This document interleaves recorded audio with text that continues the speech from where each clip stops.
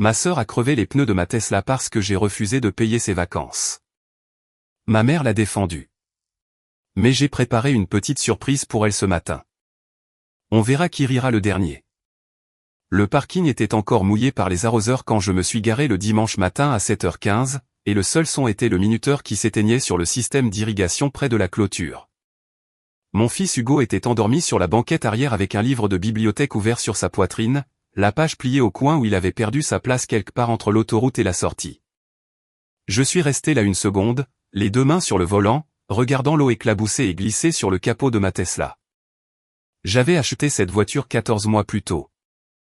Un modèle Y, 54 000 $ après taxes et immatriculation, payé en totalité grâce à 3 ans d'épargne disciplinée et sans aucune aide de ma famille le jour où je l'ai sorti du lot.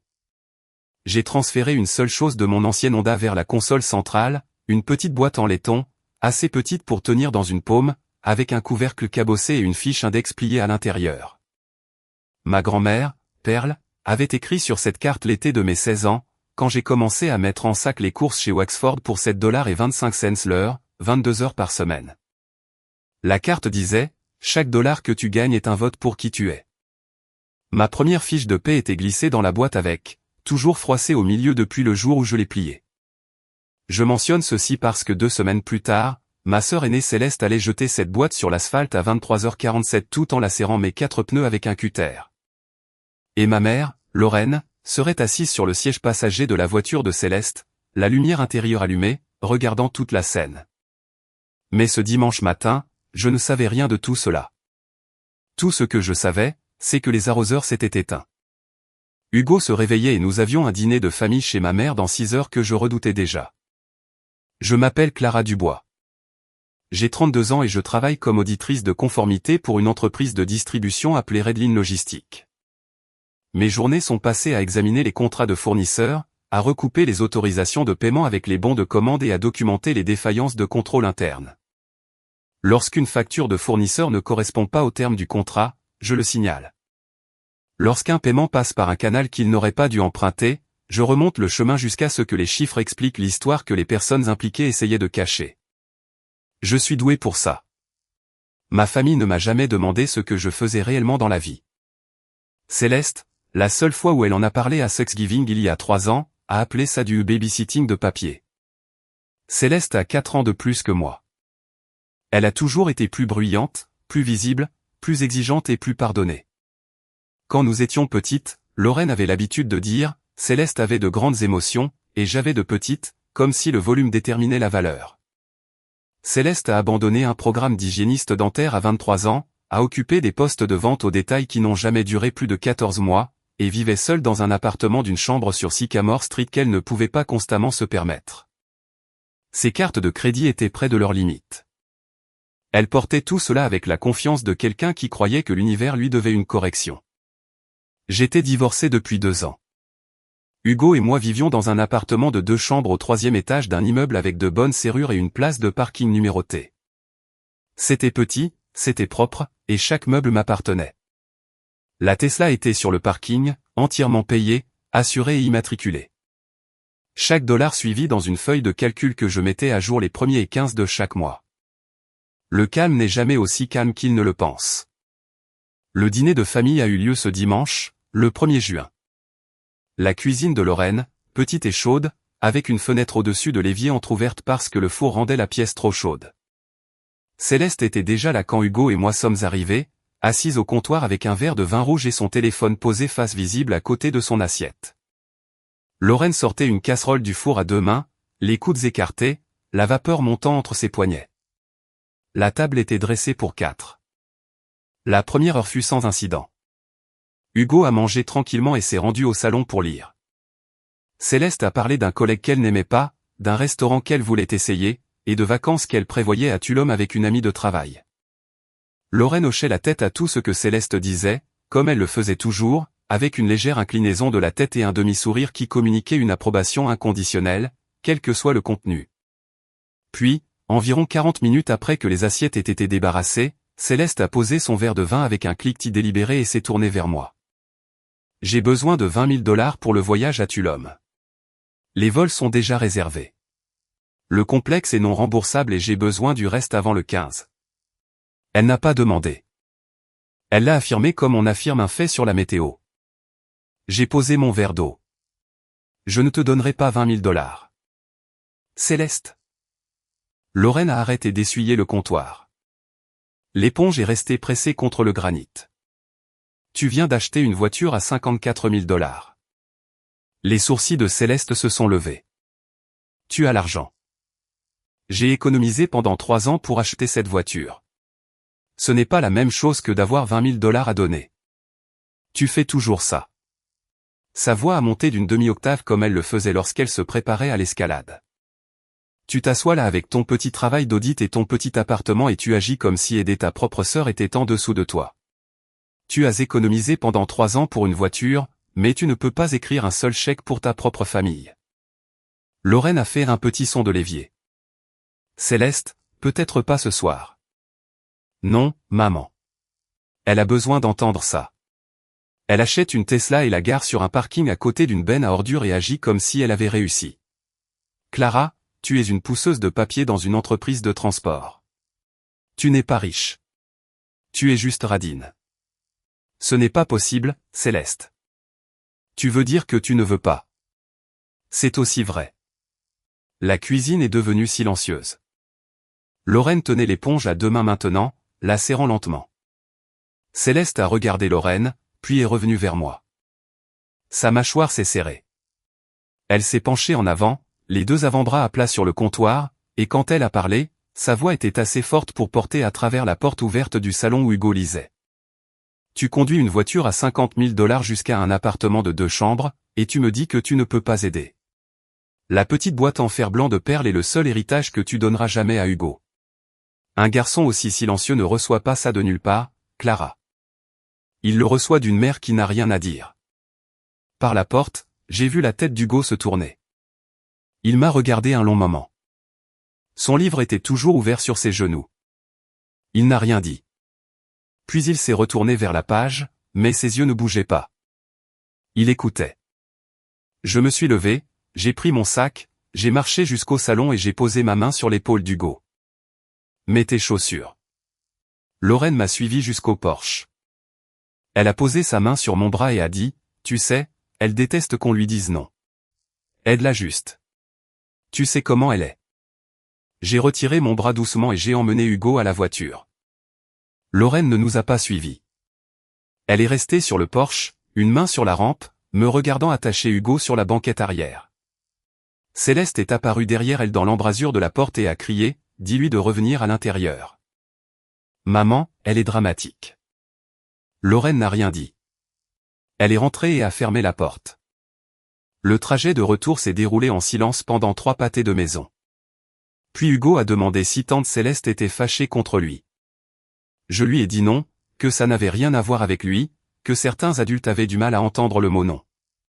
Il a demandé si nous pouvions nous arrêter pour une glace. Nous l'avons fait. Il a pris une fraise et l'a mangée lentement, regardant le parking par la fenêtre du magasin. Quand il a fini, il m'a regardé et a dit, « La boîte de Mamie Perle est toujours dans la voiture, n'est-ce pas ?» Je lui ai dit que oui. Il a hoché la tête et est retourné regarder par la fenêtre. Cette nuit-là, après qu'Hugo se soit endormi, je me suis assise sur le bord de mon lit, les lumières éteintes. Mon téléphone avait 4 appels manqués de Lorraine et un SMS de Céleste qui disait « Tu aurais pu juste dire que tu y réfléchirais au lieu de m'embarrasser devant maman. » Aucune excuse, aucune reconnaissance, juste une réécriture de la soirée qui faisait d'elle celle qui avait été lésée. Perle m'aurait dit de laisser tomber. Perle aurait aussi dit que laisser tomber et être un paillasson sont 2 choses différentes. J'ai laissé tomber pendant 13 jours. Dans la nuit du 14 juin, un samedi, je suis allé me coucher à 22h30. Hugo dormait à 21h. Mon téléphone chargeait sur la table de nuit. Le parking devant ma fenêtre du 3e étage était sombre et silencieux. À 23h47, selon l'horodatage de la caméra Sentry Mode de ma Tesla, Céleste est entrée dans le parking avec sa Honda Civic argentée. Elle s'est garée à 3 places de distance. Elle est restée dans la voiture pendant près de 2 minutes. Puis elle est sortie, a marché jusqu'à ma Tesla et a commencé à couper. Je n'ai rien vu de tout cela en temps réel. Je l'ai appris à 7h15 le dimanche matin 15 juin, quand Hugo et moi sommes sortis et avons trouvé les 4 pneus à plat, pas mous, lacérés, de longues coupures délibérées à travers les flancs, assez profondes pour que le caoutchouc se décolle des jantes en boucle. La vitre passager était brisée, une toile de fissure avec un trou perforé au centre. Des éclats de verre étaient dispersés sur le siège et le tapis de sol. La console centrale était ouverte. La boîte en laiton de perles était sur l'asphalte à 2 mètres du pare-choc avant, posée à l'envers sur son couvercle. Hugo l'a ramassée avant que je ne puisse l'arrêter. Il l'a retournée dans ses petites mains et a passé son pouce sur une nouvelle bosse en haut à droite, juste à côté de l'ancienne qui était là avant sa naissance. « Maman, qu'est-il arrivé à la boîte de Mamie Perle ?» J'ai pris doucement la boîte de ses mains et lui ai dit de rentrer. Il y est allé, mais lentement, regardant par-dessus son épaule 2 fois. Puis j'ai ouvert l'application Tesla sur mon téléphone et j'ai affiché les images du Sentry Mode. La vidéo était nette. Horodatage 23h47, 14 juin. Céleste, portant un sweat à capuche sombre, la capuche baissée, marchant vers ma voiture avec un cutter dans sa main droite. Elle s'est accroupie au niveau du pneu avant côté conducteur et a enfoncé la lame en biais, la traînant de côté. Le pneu a sifflé. Elle est passée à l'arrière après le deuxième pneu. Elle s'est dirigée vers le côté passager et a frappé la vitre avec le cul du cutter. La vitre s'est fissurée au premier coup et s'est effondrée vers l'intérieur au second. Elle a passé la main à travers la vitre brisée, a retiré la boîte de perles de la console centrale ouverte, l'a regardée pendant 2 secondes avec l'expression « tu donnes quelque chose que tu trouves irritant plutôt que significatif » et l'a jetée sous le bras sur le trottoir. Elle a rebondi une fois et a atterri à l'envers. Puis elle a lacéré les 2 pneus restants. J'ai regardé 2 fois. La première fois, mes yeux sont restés sur Céleste, le cutter, l'accroupissement, la façon dont elle a jeté la boîte de perles comme si c'était de la ferraille qu'elle avait trouvée sous un siège. La deuxième fois, je me suis forcé à regarder le reste du cadre. La voiture de Céleste était toujours visible, garée à 3 places. La lumière intérieure était allumée et assise sur le siège passager, les mains posées sur ses genoux, le visage partiellement éclairé par la lueur de l'ampoule au plafond, se trouvait ma mère. Lorraine ne dormait pas. Elle n'était pas sur son téléphone. Elle n'était pas tournée. Elle regardait directement la Tesla pendant que Céleste brisait la vitre. Sa posture était immobile, composée et droite. La posture de quelqu'un qui avait été informé de ce qui allait se passer et avait choisi d'être dans la voiture quand cela arriverait. Elle n'est pas sortie pour l'arrêter. Elle n'a pas klaxonné. Elle est restée assise sur le siège passager, les mains croisées, et a regardé sa fille aînée détruire la voiture de sa fille cadette sur un parking à minuit. À minuit 3, 16 minutes après la fin des images, Céleste m'a envoyé un SMS. Il disait « Oups, ne te gare plus près de moi la prochaine fois ». Suivi d'un emoji qui rit. Je n'ai pas vu ce SMS avant le lendemain matin, debout sur le parking avec du verre sur mes chaussures et mon fils tenant une boîte en fer blanc cabossée. Mes mains étaient stables. Ma respiration était stable. La partie de moi qui voulait crier était déjà gérée par la partie de moi qui examine les écarts pour gagner ma vie. Au travail, lorsqu'un fournisseur ne correspond pas à ses factures, je ne les appelle pas et ne crie pas. Je tire les dossiers, j'organise la chronologie, et je remets le dossier aux personnes dont le travail est d'agir. Ce n'était pas différent. J'ai presque supprimé les images. Mon pouce a plané sur l'icône d'archive pendant 3 secondes complètes. Puis j'ai regardé la boîte en fer blanc dans mon autre main, la deuxième bosse captant la lumière du matin, et j'ai pensé à la carte de perles à l'intérieur. Chaque dollar que tu gagnes est un vote pour qui tu es. J'ai sauvegardé les images à 3 endroits. Mon téléphone, mon ordinateur portable et une sauvegarde cloud avec un journal horodaté. Puis j'ai appelé la ligne non-urgence de la police. L'inspecteur Léger est arrivé à 9h40. Il a fait le tour de la Tesla, s'est accroupi pour examiner les coupures de pneus, a photographié la vitre passager brisée et a documenté le verre éparpillé à l'intérieur. Puis il a regardé les images du Sentry Mode sur mon téléphone. Il m'a demandé de lui envoyer une copie par email. Il a rédigé le rapport, méfaits criminels, dommages matériels. Il a documenté l'estimation des dommages et a dit que le bureau du procureur déterminerait le niveau de l'accusation finale en fonction du total. 4 pneus de remplacement, vitres passager brisées avec nettoyage du verre, inspection des roues, remorquage au centre de service et location de voitures pendant 6 jours. Estimation préliminaire des dommages, 6200 $. Numéro de dossier attribué sur le champ.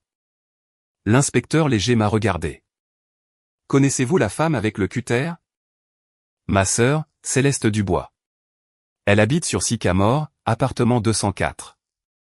Il a noté. Et la femme sur le siège passager de l'autre véhicule, c'est ma mère. Léger a fait une pause, son stylo sur le bloc. Votre mère était présente pendant l'incident. Elle était dans la voiture tout le temps. La lumière intérieure était allumée. Elle n'est pas intervenue. Il l'a noté sans autre commentaire. Il m'a tendu le numéro de dossier sur une carte, m'a dit que le bureau du procureur examinerait les images et est parti. Après le départ de l'inspecteur Léger, je me suis assise sur les marches devant mon immeuble avec le rapport de police dans une main et mon téléphone dans l'autre. Lorraine m'avait envoyé un SMS ce matin-là à 7h02, 15 minutes avant que je ne découvre les pneus. Son SMS disait, tu sais, elle déteste qu'on lui dise non. Aide-la juste, Clara. Elle l'a envoyé avant même que je ne sache ce qui s'était passé.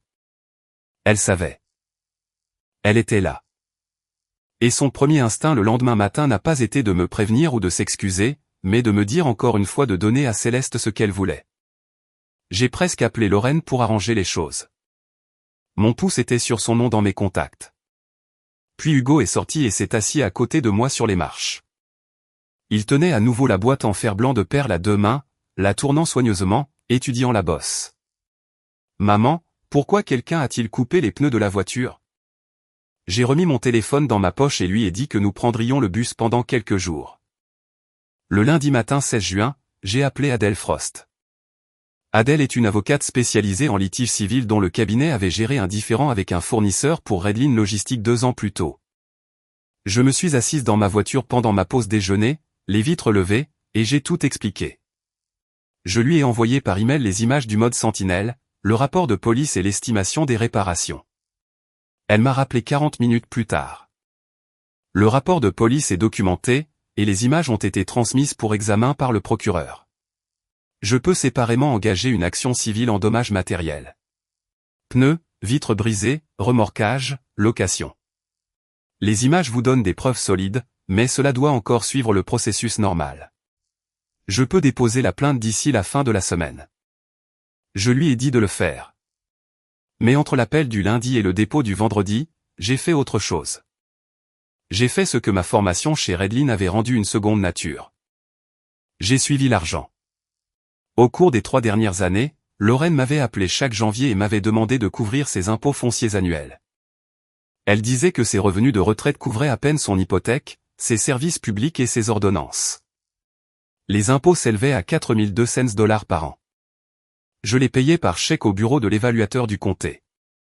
3 ans, 3 chèques, 12 600 $ au total. En supprimant l'une de ses plus grandes dépenses annuelles, je lui avais donné la possibilité de continuer à secourir Céleste d'une manière que je ne pouvais pas voir.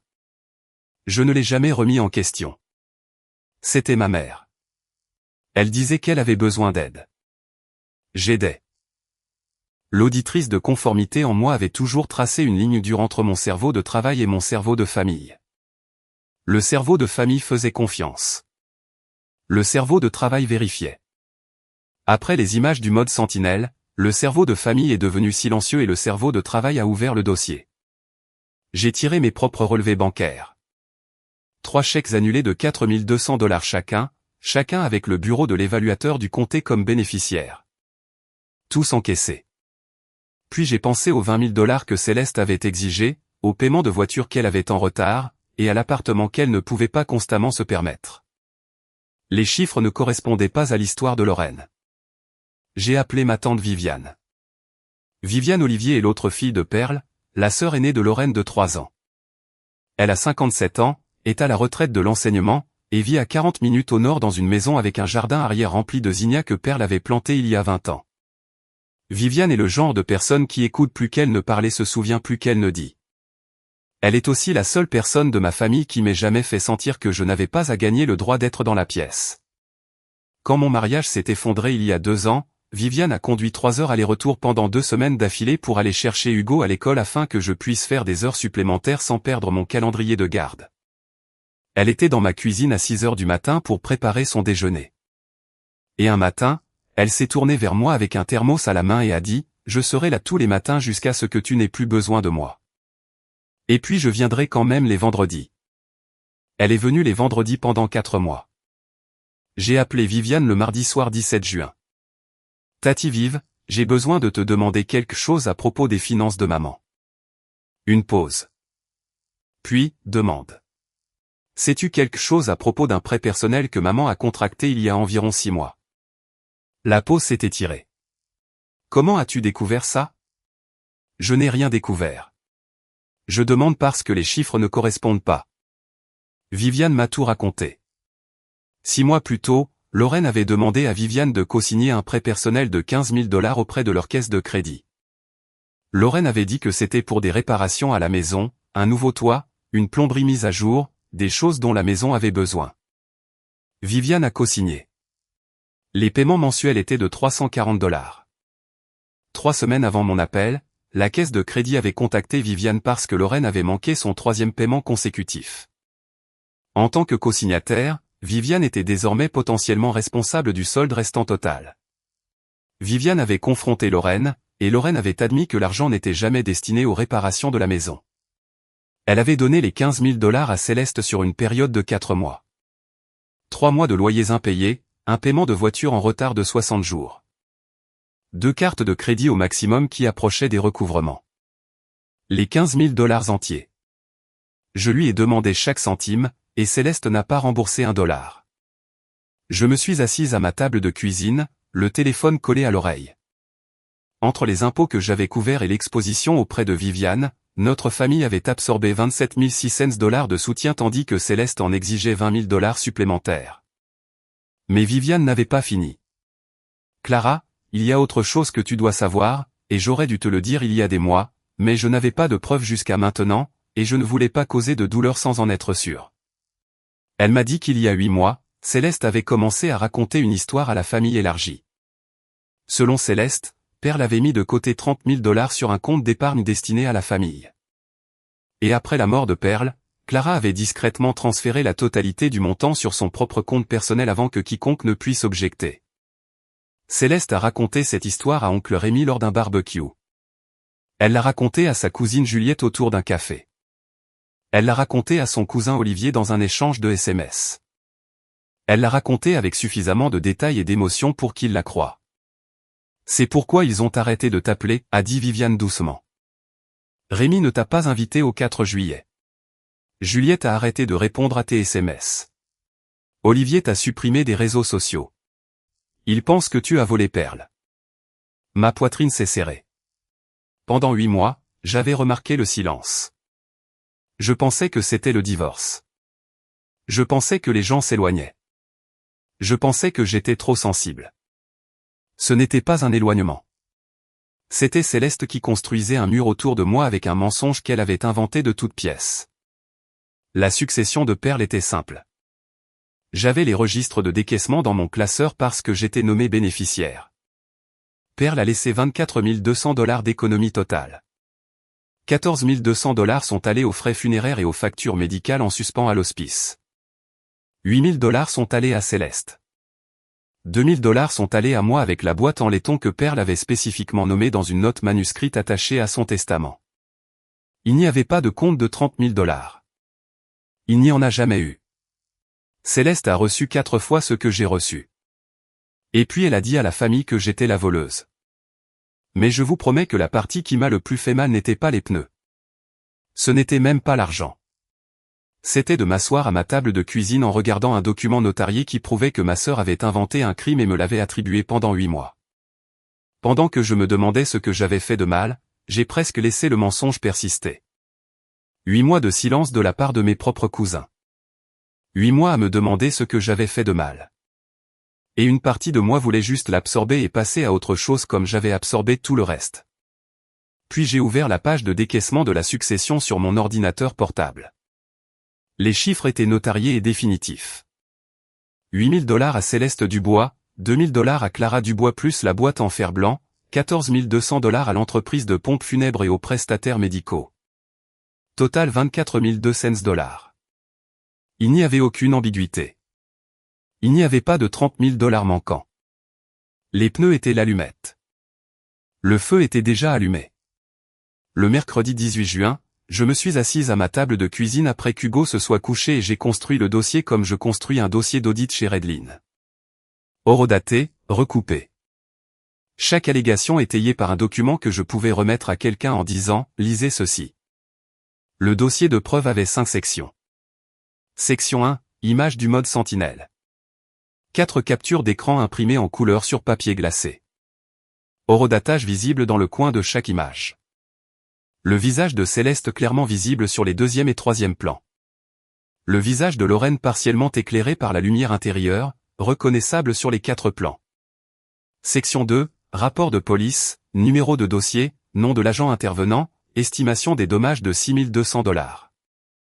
Section 3, dépôt de plainte civile d'Adèle Frost, dommages matériels de $6 200 plus remorquage et location de 6 jours de $840, total $7 040. Date d'audience imprimée sur la dernière page. Section 4, registre de décaissement de la succession de perles. Notarié, 3 postes, $8 000 à Céleste, $2 000 plus la boîte en fer blanc à Clara, $14 200 aux pompes funèbres et aux services médicaux. Total $24 200. Pas de compte de $30 000. Pas de transfert caché. Section 5. 3 ans de chèques annulés de mon compte bancaire au bureau de l'évaluateur du comté. $4 200 chacun. Total $12 600. À noter d'une note renvoyant à la déclaration de Viviane concernant le prêt de $15 000 et l'endroit où l'argent était réellement allé. J'ai tout imprimé sur mon imprimante personnelle. J'ai organisé les 5 sections avec des intercalaires étiquetés comme je le fais pour les onglets d'audit chez Redline. Sur le dessus, j'ai placé une capture d'écran en couleur du mode Sentinelle. Céleste tenant le cutter à la vitre passager, le visage éclairé par le lampadaire du parking, et derrière elle à travers le pare-brise de la Honda, Lorraine sous la lumière intérieure. Sous la capture d'écran, j'ai écrit au marqueur noir, 23h47 14 juin, dossier 20, 24, 06, 44, 71. J'ai placé la pile dans une enveloppe cartonnée de 10x13. Sur le dessus, une lettre tapée d'une page, factuelle, numérotée, dénuée d'émotion. Elle se terminait par une phrase, Adèle Frost se chargera de toutes les communications ultérieures. Le vendredi soir, j'ai appelé Viviane et lui ai dit ce que je comptais faire. Elle a écouté sans m'interrompre. Quand j'ai eu fini, elle a dit une chose. À quelle heure le samedi? 10h du matin, sur mes marches. Je serai là à 9h30. Le samedi 21 juin, je me suis réveillé à 6h45. J'ai préparé le petit déjeuner d'Hugo, l'ai installé avec son livre et un verre de jus, et j'ai demandé à ma voisine de faire attention pendant 1 heure. J'ai mis l'enveloppe cartonnée dans mon sac, j'ai conduit jusqu'à l'immeuble de Céleste sur Sycamore, et je me suis garé de l'autre côté de la rue à 7h52. L'immeuble avait un escalier extérieur menant au 2e étage. J'ai monté les escaliers, j'ai marché jusqu'à la porte de Céleste et j'ai scotché l'enveloppe cartonnée à hauteur des yeux avec du ruban adhésif aux 4 coins. L'enveloppe était assez épaisse pour se bomber légèrement contre le bois. La capture d'écran du mode Sentinelle était visible à travers le haut non scellé. Le propre visage de Céleste fixant quiconque regardait. On ne pouvait pas ouvrir la porte sans la toucher. Je suis retourné à ma voiture et je suis rentré chez moi. À 8h10, Céleste a ouvert la porte de son appartement. Je le sais parce qu'à 8h11, mon téléphone a vibré avec une capture d'écran qu'elle a prise de la photographie scotchée à l'extérieur de l'enveloppe. Elle l'avait tirée à moitié de la porte. À la 2e page, elle ne prenait plus de capture d'écran. Elle appelait. Mon téléphone a sonné à 8h12. Je n'ai pas répondu.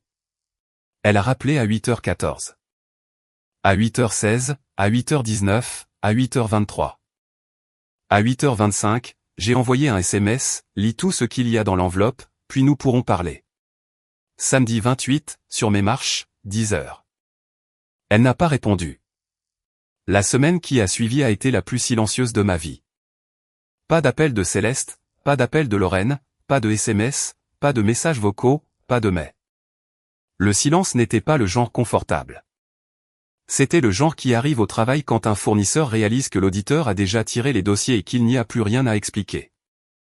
Le samedi matin 28 juin, je me suis assise sur les marches de mon Porsche à 9h45.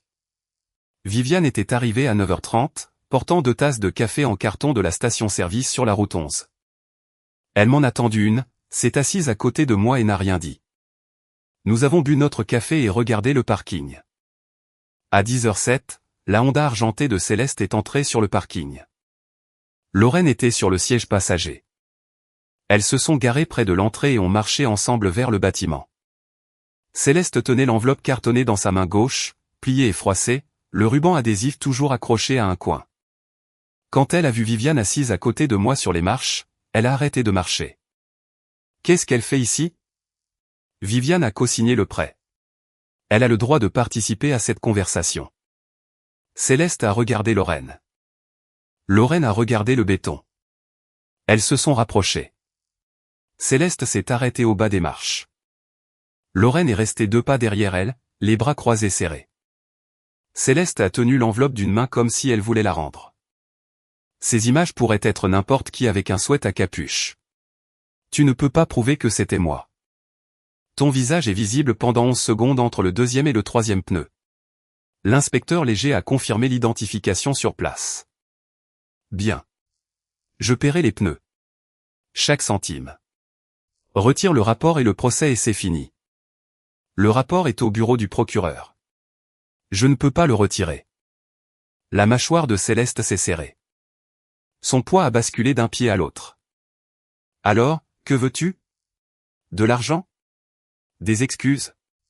Tu veux que je me mette à genoux sur les marches de ton appartement? Je ne veux rien de toi, Céleste. C'est la partie que tu n'as jamais comprise. C'est fou, maman. Dis-lui que c'est fou. Lorraine n'a pas bougé. Elle regardait une fissure dans le trottoir comme si elle contenait des instructions. Maman. La voix de Lorraine est sortie faible. Écoute juste ce qu'elle a à dire, Céleste. Céleste a laissé échapper un soupir qui était à moitié rire, à moitié incrédulité. Elle s'est tournée vers moi et a secoué lentement la tête. Viviane a parlé. Sa voix était basse, stable et directement dirigée vers Céleste. J'ai co-signé le prêt de ta mère. 15 000 $. La caisse de crédit m'a appelé il y a 3 semaines parce qu'elle a manqué le 3e paiement. Je sais où l'argent est allé. Je sais pour le loyer impayé et le paiement de la voiture et les cartes de crédit. Céleste l'a interrompu rapidement. C'est entre maman et moi. Ça n'a rien à voir avec toi.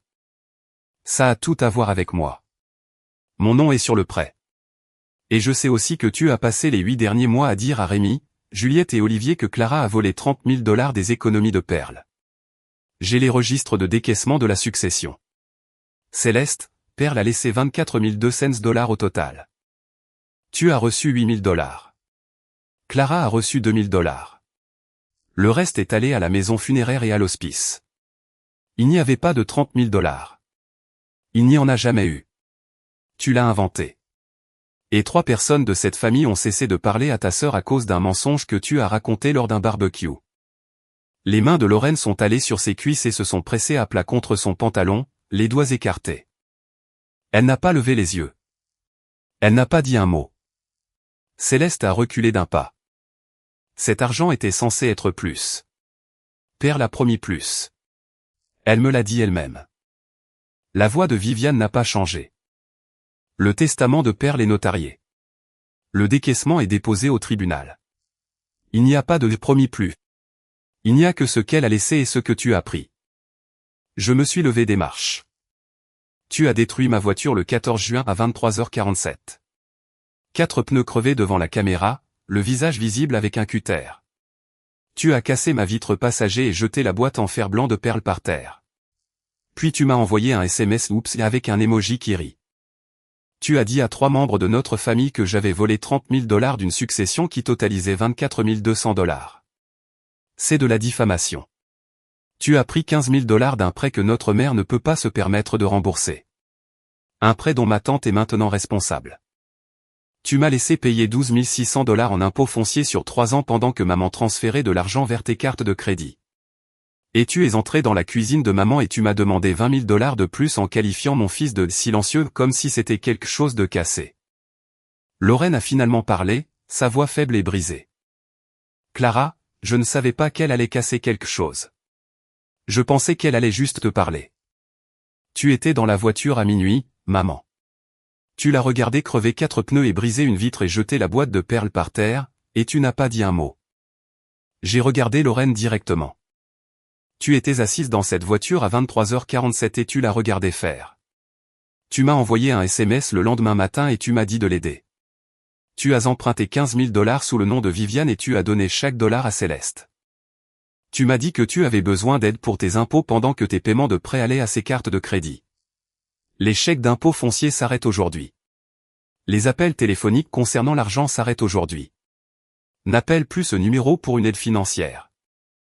Adèle Frost s'occupera de tout à partir de maintenant. Le visage de Céleste était devenu pâle pendant la première moitié. Au moment où j'ai terminé, sa respiration avait changé. Des inspirations courtes et superficielles par le nez, le genre qui se produit lorsque le corps essaie de suivre ce que le cerveau traite. Sa main droite tenait toujours l'enveloppe, mais ses doigts s'étaient desserrés, et un coin du papier craft frôlait le béton. Elle a regardé Lorraine pour obtenir de l'aide. Lorraine regardait Viviane, les 2 mains toujours appuyées sur ses propres jambes, les lèvres si serrées que la couleur s'en était drainée. Ni l'une ni l'autre ne parlait. Ni l'une ni l'autre ne bougeait. Tu as dit que la boîte en fer blanc de perles était le seul héritage que je donnerais jamais à Hugo. Ma voix était neutre. Cette boîte en fer blanc contient ma première fiche de paie et l'écriture de perles. Tu l'as jetée sur l'asphalte à 23h47 et tu es parti. Hugo l'a ramassée le lendemain matin et a demandé ce qui était arrivé à la bosse. Il a 8 ans. Il la tenait comme si c'était quelque chose de vivant. C'est l'héritage que tu lui as donné, Céleste. Tu as envoyé oups à ce sujet. Céleste a ouvert la bouche, l'a refermée, l'a rouverte. Puis elle a attrapé son téléphone. Je te ferai un virement Venmo pour le coût total des réparations tout de suite. Chaque dollar. Je l'enverrai avant de quitter ce parking. Arrête juste ça. Elle a tendu le téléphone, l'écran face à moi, le montant déjà tapé dans l'application. J'ai fouillé dans mon sac et j'ai sorti une feuille de papier, la dernière page du dépôt civil d'Adèle Frost, celle avec la date d'audience imprimée en gras en haut. Je l'ai posée sur la marche entre le téléphone de Céleste et ma tasse de café. La boîte en fer blanc de perles est toujours dans ma voiture. La caméra t'a filmé en train de la jeter. 14 juin, 23h47. Le téléphone de Céleste a glissé de sa main droite et a heurté le bord de la marche en béton. L'écran s'est fissuré dans un coin. Elle s'est assise sur la marche du bas sans l'avoir décidé. Comme une personne s'assied lorsque ses genoux prennent la décision pour elle. Ses épaules se sont courbées en avant. Sa respiration est devenue superficielle et rapide. Elle a pressé les 2 paumes contre son front et les a maintenues là. Elle a regardé Lorraine. Lorraine avait fermé les yeux, le menton rentré comme si elle essayait de se faire plus petite sur le trottoir. Clara. La voix de Céleste avait baissé à un ton que je n'avais jamais entendu d'elle auparavant. Doux, dépouillé. Nous sommes sœurs. Nous le sommes. C'est ce qui rend cela pire. S'il te plaît, je dirai la vérité à Rémi. Je réparerai tout. Arrête juste ça. La vérité est déjà connue, Céleste. Viviane a les dossiers. Adèle a le dépôt. L'inspecteur Léger a les images. Je n'ai rien à arrêter. La voisine, 2 portes plus loin, a éteint son tuyau d'arrosage. Le silence soudain a rendu le parking énorme. Céleste s'est levée lentement. Elle a ramassé son téléphone fissuré sur la marche. Elle a regardé Lorraine, qui n'avait toujours pas ouvert les yeux. Puis elle s'est retournée et a marché jusqu'à sa voiture sans dire un mot. Lorraine a suivi à environ 10 pas derrière, les bras toujours croisés, la tête baissée.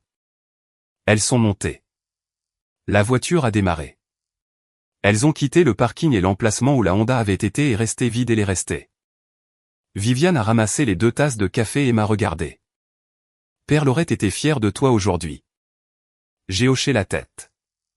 Mes mains tremblaient pour la première fois de la matinée, mais seulement après leur départ. Le lendemain matin, dimanche 29 juin, Viviane a organisé un brunch chez elle. Elle a invité oncle Rémi, sa cousine Juliette et son cousin Olivier. Céleste et Lorraine n'ont pas été invitées. Viviane n'a pas fait de discours. Elle a posé les registres de décaissement de la succession à plat sur la table entre la carafe de café et la salade de fruits. Elle a ouvert sa tablette, a tourné l'écran pour que tout le monde puisse voir, et a diffusé les images du mode sentinelle du début à la fin. Les horodatages étaient visibles. Le visage de Céleste était indubitable à la lumière du lampadaire du parking. Lorraine était partiellement visible sous la lumière intérieure sur le siège passager. Personne n'a demandé qui c'était. Oncle Rémi a posé lentement sa fourchette et a poussé son assiette d'environ 15 cm. Il ne l'a pas reprise. Juliette a pressé une main sur sa bouche et m'a regardé à travers la table, les yeux humides. Olivier s'est levé, a marché jusqu'à la fenêtre qui donnait sur le jardin de Perles, et est resté là, le dos tourné à la pièce et les mains dans les poches, pendant longtemps. Personne n'a demandé à Viviane d'arrêter la vidéo. Personne n'a dit qu'il devait y avoir une autre version de l'histoire. Personne n'a défendu Céleste. Quand les images se sont terminées, la pièce est restée silencieuse pendant longtemps. Juliette a été la première à parler. Elle m'a regardé et a dit, « J'ai supprimé ton numéro il y a 3 mois à cause de ce que Céleste m'a dit. Je pensais que tu avais pris l'argent de Perles. » Sa voix s'est brisée sur le dernier mot. Olivier s'est détourné de la fenêtre, a marché jusqu'à la table et s'est assis lourdement. Il n'a rien dit, mais il a tendu la main à travers la table et a serré la main de Viviane une fois, fort. Rémi m'a appelé ce soir-là. Il a dit 2 mots. D'abord, je suis désolé. Puis il a demandé comment allait Hugo et s'il avait besoin de quelque chose pour l'année scolaire. Je lui ai dit que la foire scientifique d'Hugo était en septembre et qu'il travaillait sur un projet sur les modèles météorologiques. Rémi a dit qu'il serait là au premier rang avec son appareil photo. Il le pensait. Je pouvais l'entendre dans la façon dont sa voix s'est stabilisée, la façon dont une personne parle quand elle rattrape le temps perdu. Au cours des semaines suivantes, les conséquences sont arrivées par couches. Adèle a déposé la demande civile pour les réparations documentées, le remorquage, la location et les frais connexes. Céleste a été officiellement signifiée et a eu le temps de répondre. N'ayant pas répondu à la demande dans le délai imparti, Adèle a entamé les étapes d'exécution suivantes. Rien ne s'est passé du jour au lendemain, mais la dette était maintenant en cours de traitement, un processus dont Céleste ne pouvait plus se tirer d'affaire en parlant. Elle devrait également retenir un avocat de la défense pénale pour traiter l'examen du procureur des images de vandalisme, ce qui signifiait des frais juridiques qu'elle n'avait pas les économies pour couvrir. Lorraine a reçu son prochain avis d'impôt foncier début juillet. Pour la première fois en 3 ans, aucun chèque de ma part n'est arrivé pour le couvrir. Elle a appelé Viviane. Viviane lui a dit que la caisse de crédit attendait le prochain paiement du prêt le 12 et qu'elle avait retenu un avocat pour explorer les options de recouvrement si un 4e paiement était manqué. Viviane n'a pas élevé la voix. Elle n'a pas proposé d'aider. Elle avait déjà suffisamment aidé et l'aide avait été remboursée par des mensonges et le silence. Un mardi soir à la mi-juillet, Céleste s'est rendue chez Lorraine. Viviane l'a appris du voisin d'à côté qui l'a mentionné plus tard cette semaine-là quand Viviane a apporté des tomates du jardin de Perles. Le voisin a dit que Céleste s'était garée dans l'allée vers 19h30. Elle est restée avec le moteur au ralenti et les vitres fermées, regardant la façade de la maison. La lumière du porche était éteinte. La porte d'entrée était fermée. Les stores étaient baissés. La voiture de Lorraine était dans le garage, mais la maison était sombre d'une manière qui n'invitait pas l'approche. Céleste a éteint le moteur. Puis elle l'a rallumé. Elle a fait cela 2 fois. Après 11 minutes, elle a reculé et est partie. Elle n'est pas revenue la semaine suivante ni celle d'après. Quand Viviane me l'a raconté, j'ai ressenti quelque chose que je n'attendais pas. Pas de satisfaction, pas de colère, juste une lourdeur dans ma poitrine, comme regarder une porte se refermer sur une pièce où l'on prenait le petit déjeuner. La place de parking à côté de l'appartement de Céleste, celle où ma Tesla était garée quand je venais dîner ou déposer des courses, était vide depuis juin. Elle le resterait. Plusieurs semaines plus tard, un jeudi soir fin juillet, je me suis assise sur les marches de mon immeuble, la lumière estivale s'adoucissant à travers les arbres. Hugo était à côté de moi, mangeant un esquimau qui fondait plus vite qu'il ne pouvait le suivre. Un livre de bibliothèque en équilibre sur son genou. Il lisait l'histoire d'un enfant qui construit un radeau. La boîte en laiton était entre nous sur la marche, le couvercle ouvert, la fiche de Perles visible dans la lumière chaude. Les 2 bosses sur le couvercle captaient la lueur différemment. L'ancienne, peu profonde et lisse, la nouvelle, plus nette avec une petite rayure. En dessous de nous, sur le parking, la Tesla était à sa place numérotée, sur 4 pneus neufs et une nouvelle vitre passager. Mon téléphone a vibré à l'intérieur de la boîte en fer blanc. Je l'ai pris. Viviane avait envoyé une photo. Le jardin de zinnia de perles en pleine floraison. Des rouges, des oranges et des jaunes se bousculant dans les plates-bandes surélevées qu'elle avait construites avec des traverses de chemin de fer et ses mains nues il y a 20 ans. L'été où elle avait décidé que son jardin serait plus bruyant que n'importe quelle dispute dans la maison. J'ai remis le téléphone à l'intérieur de la boîte en fer blanc et j'ai fermé le couvercle. « À quel chapitre en es-tu » ai-je demandé à Hugo. « 7, a-t-il dit. Le radeau est presque fini. Bien, c'est la meilleure partie. Les arroseurs se sont mis en marche de l'autre côté du parking. L'eau a frappé l'asphalte dans un rythme qui ressemblait à quelque chose que Perle aurait tapé sur le comptoir de la cuisine en attendant que les biscuits lèvent. Hugo a appuyé son épaule contre la mienne, et l'esquimau a coulé sur sa chaussure, et aucun de nous n'a bougé. La boîte en fer blanc était entre nous, les deux bosses tournées vers le haut. L'écriture de Perle était à l'intérieur. Chaque dollar que tu gagnes est un vote pour qui tu es. J'avais voté, et j'avais fini de payer pour les choix de quelqu'un d'autre.